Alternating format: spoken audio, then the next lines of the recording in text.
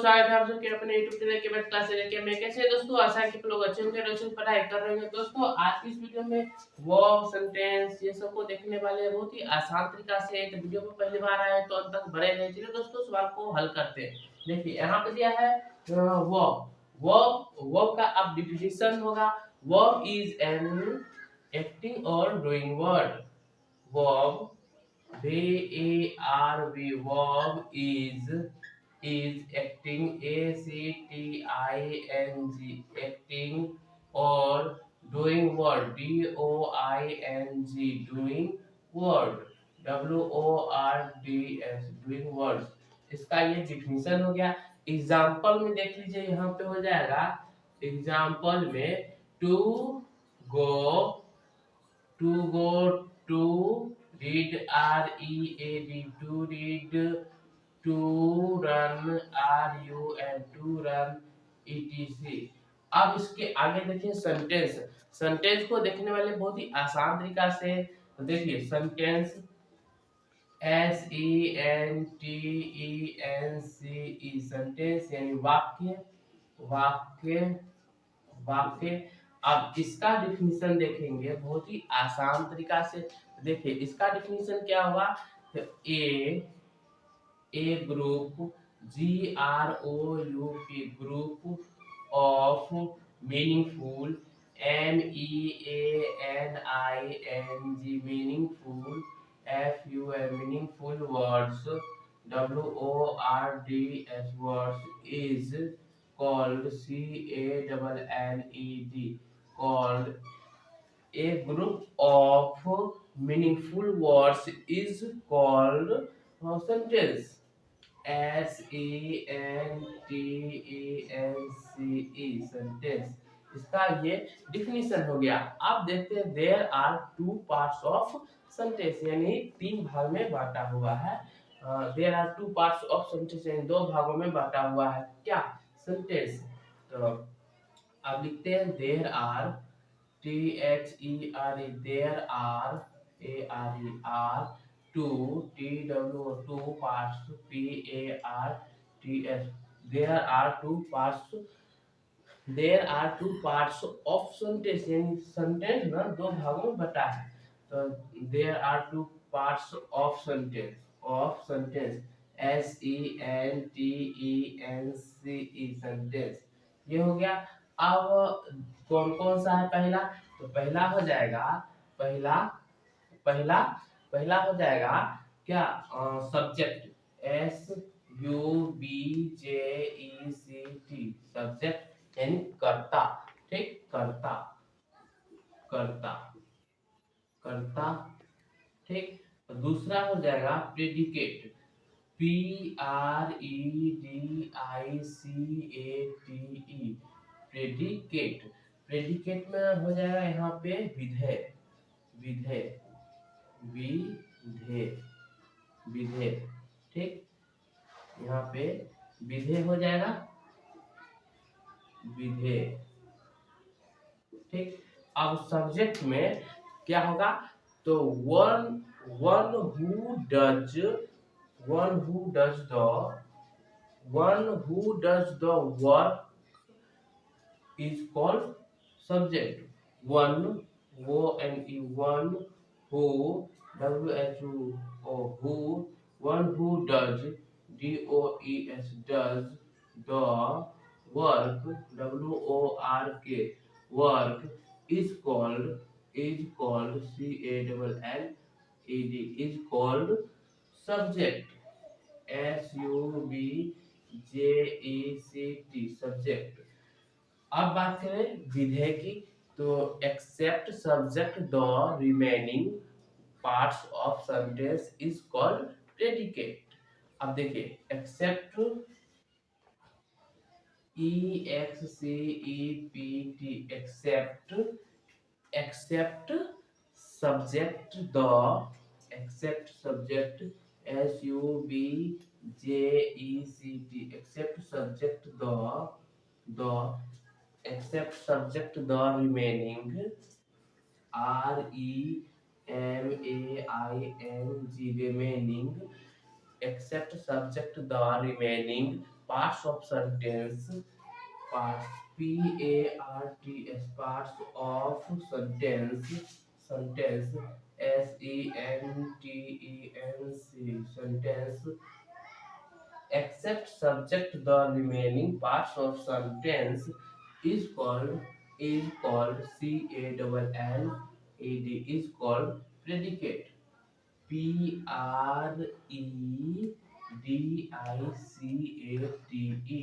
Predicate. यानी इसका example देख लेते हैं। सब्जेक्ट और विधेय कौन सा प्रेडिकेट होगा, कौन सा सब्जेक्ट होगा। जैसे कि आई टीच इंग्लिश, यहाँ पे इसका ये दोनों का एग्जाम्पल समझ लेते हैं ऊपर। जैसे यहाँ पे देख लेते हैं एग्जाम्पल में I teach, TEACH, teach English, ENGLISH, English, I teach English. यहाँ पे सब्जेक्ट कौन सा हो जाएगा, सब्जेक्ट हो जाएगा, ये हो जाएगा। अब बाकी शेष बचा हुआ भाग ये हो जाएगा प्रेडिकेट, PREDICATE, प्रेडिकेट। यानी इसमें देखिए जो काम करे, जो उसे कर्ता कहेंगे, और जो यानी except subject the remaining parts of sentence is called predicate. यानी सब्जेक्ट को छोड़कर बाकी शेष बचे हुए भाग को क्या कहेंगे, प्रेडिकेट कहेंगे। ठीक, चलिए अब देखते हैं, चलिए इसको एक बार समझ लेते हैं। देखिए यहाँ पे वर्ब है, यानी वर्ब इज एक्टिंग और डूइंग वर्ड हो जाएगा। एग्जाम्पल में to go, to read, to run, इत्यादि भी और आगे होगा। सेंटेंस यानी सेंटेंस वाक्य, वाक्य में हम देखेंगे एक group of meaningful words is called sentence. ठीक, अब इसमें there are two parts of sentence, यानी दो भागों में बटा हुआ है सेंटेंस। कौन कौन सा, एक सब्जेक्ट है यानी कर्ता, one who does the work is called subject. ठीक, जो काम करे उसे कर्ता कहते हैं।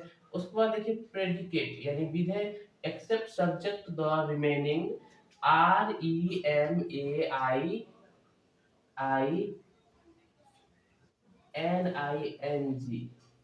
REMAINING,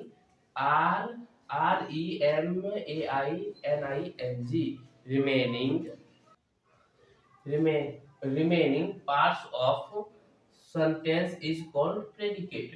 ये दोनों का एग्जाम्पल देख लेते हैं कैसे पहचानेंगे। जैसे कि यहाँ पे आई टीच इंग्लिश, मैं इंग्लिश पढ़ाता हूँ। ठीक, अब इसमें सब्जेक्ट कौन सा है और प्रेडिकेट कौन है। तो सब्जेक्ट यानी जो सब्जेक्ट ये पहला जो करता है वो सब्जेक्ट है, प्रेडिकेट बाकी जो शेष बचा हुआ भाग को प्रेडिकेट करते हैं। चलिए अब देखते हैं आगे।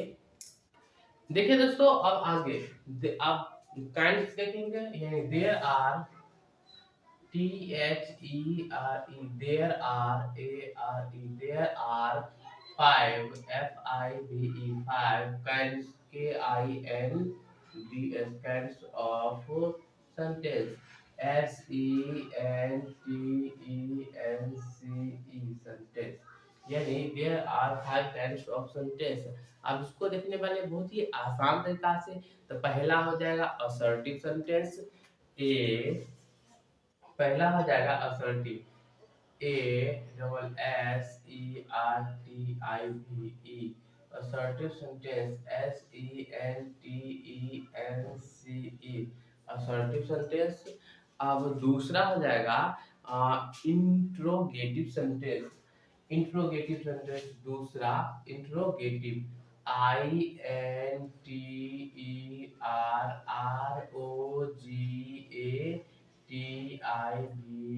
Interrogative sentence, SENTENCE, interrogative.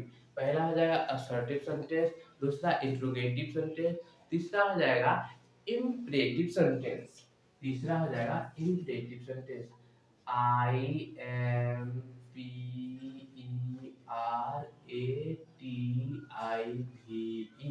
imperative sentence, SENTENCE, imperative sentence।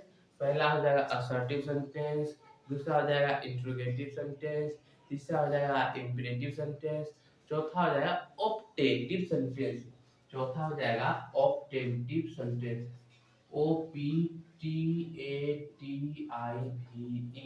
Optative sentence, SENTENCE, optative sentence. चौथा हो जाएगा एक्सक्लामेटरी सेंटेंस। पांचवा हो जाएगा एक्सक्लामेटरी सेंटेंस। पहला हो जाएगा असर्टिव, दूसरा इंट्रोगेटिव, तीसरा हो जाएगा इंपरेटिव, चौथा हो जाएगा ऑप्टेटिव और चौथा हो जाएगा एक्सक्लामेटरी सेंटेंस, EXCL,